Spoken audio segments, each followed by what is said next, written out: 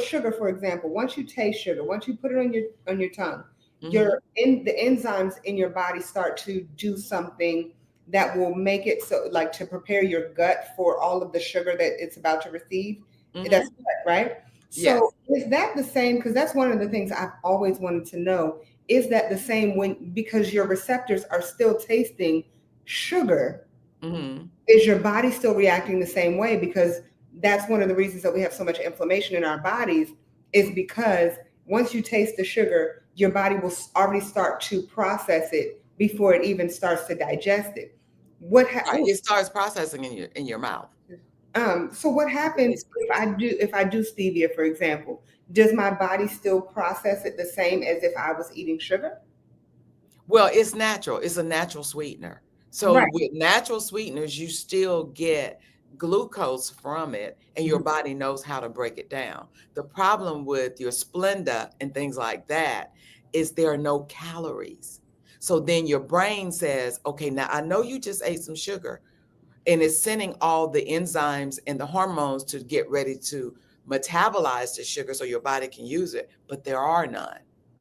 So it's faking your brain out. So then what your brain does, it throws up cravings. So that's why you see people putting Splenda in things and then going eating a candy bar or going to get chips, Makes sense. because your brain is like, hey, now I know I taste sweet.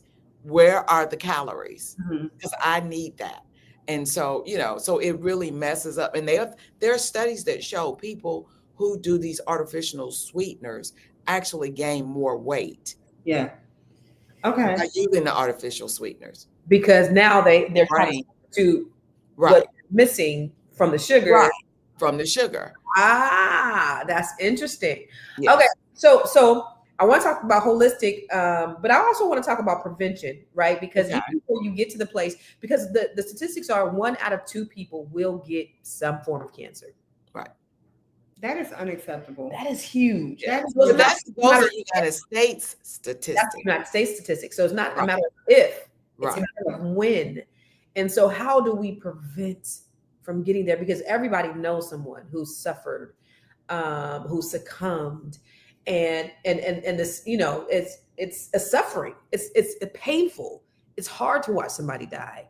And it's expensive. Oh, let's talk about that. But what do we do? Let's talk about prevention, and then I want to talk about holistic versus traditional medicine. But let's talk about the prevention part first. Okay. So the prevention part goes back to um, changing. Let's go back to my scenario, changing the terrain.